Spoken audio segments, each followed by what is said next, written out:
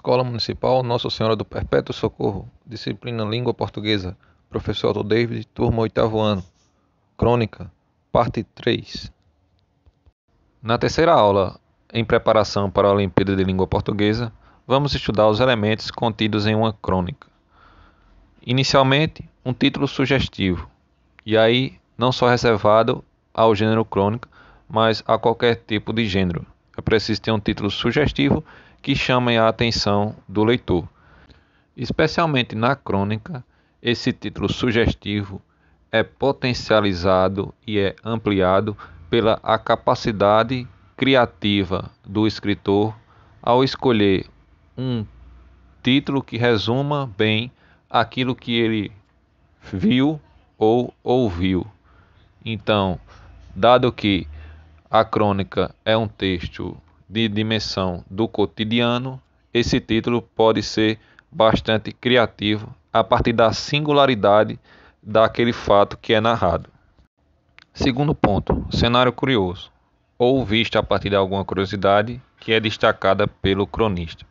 Então também é importante que o autor atente para criar esse cenário que seja curioso, ao mesmo tempo misterioso, que vai sendo desvendado aos poucos, para criar na imaginação do leitor essa situação.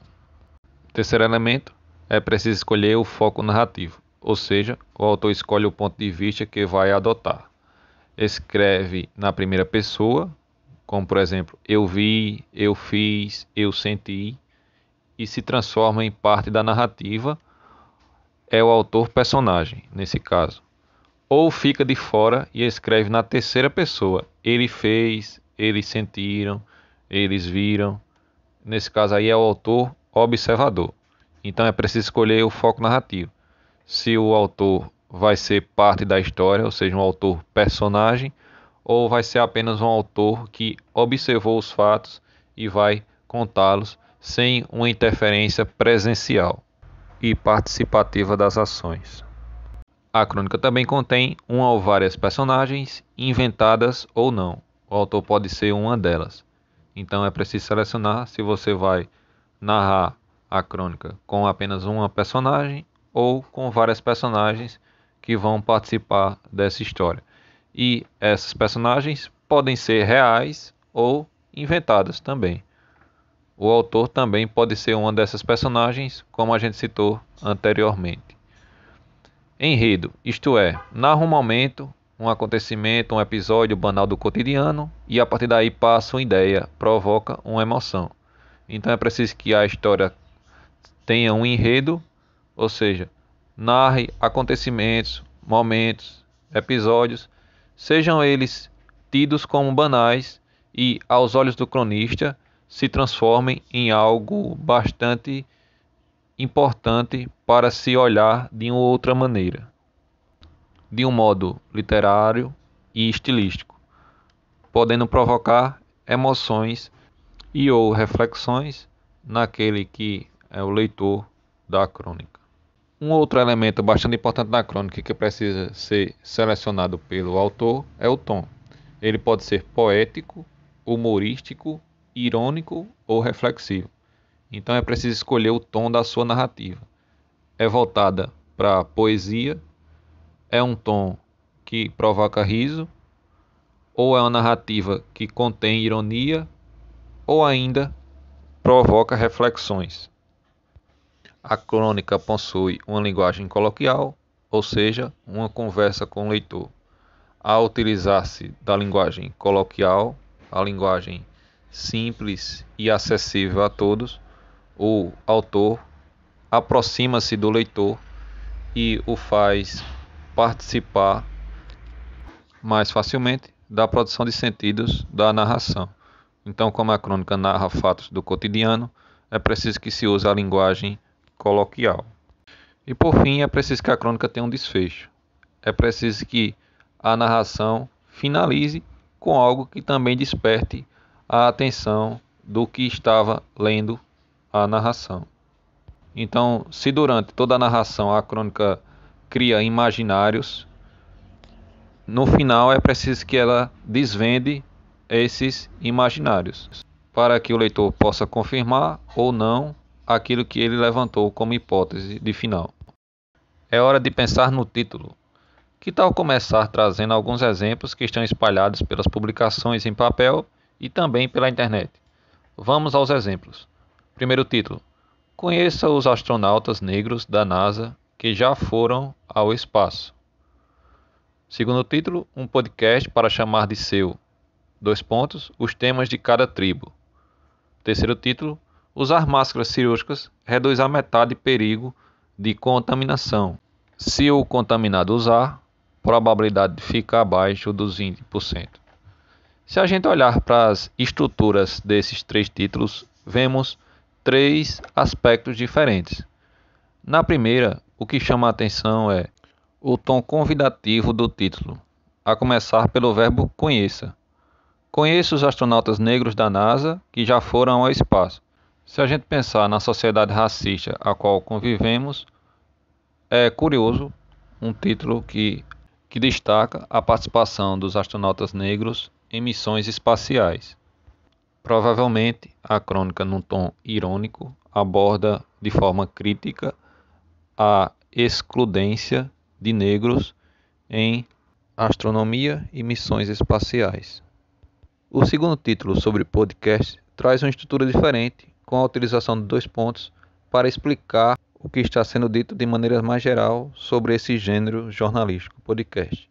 Então a explicação seria: especificamente, a crônica aborda os temas de cada tribo de produtores de podcast.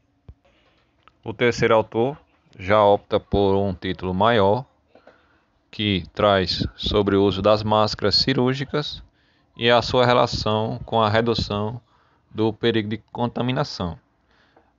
Ele separa por ponto e vírgula, ou seja, uma pausa maior no conteúdo, e em seguida continua falando sobre a probabilidade de ficar abaixo dos 20%. Então ele já especifica mais sobre essa redução de perigo.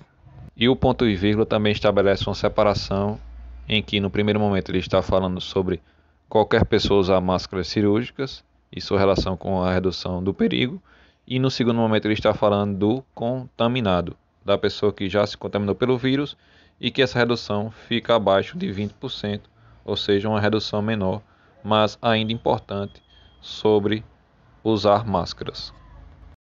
E também títulos de algumas crônicas produzidas na 6ª edição da Olimpíada de Língua Portuguesa. Vamos aos títulos. O primeiro, do Boteco da Antônia a Dona Maria. Aqui já vemos uma marca da oralidade, pois a palavra é boteco com O e está escrito com U. Também uma forma de linguagem coloquial de aproximação do leitor.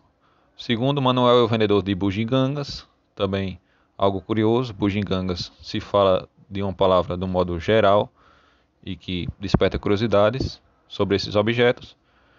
Terceiro, o sono roubou o tempo, algo curioso.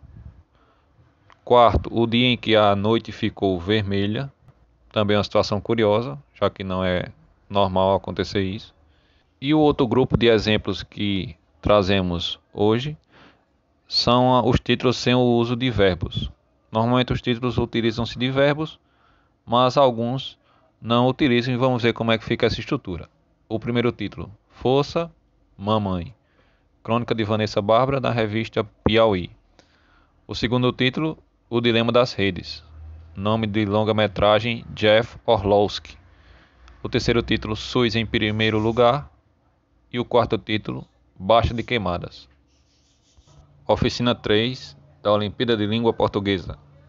Pense em suas vivências, nos lugares que frequenta, nas pessoas com as quais convive, nos assuntos que estão circulando na cidade, na comunidade, em algo que tenha ocorrido no dia a dia e chamado a atenção.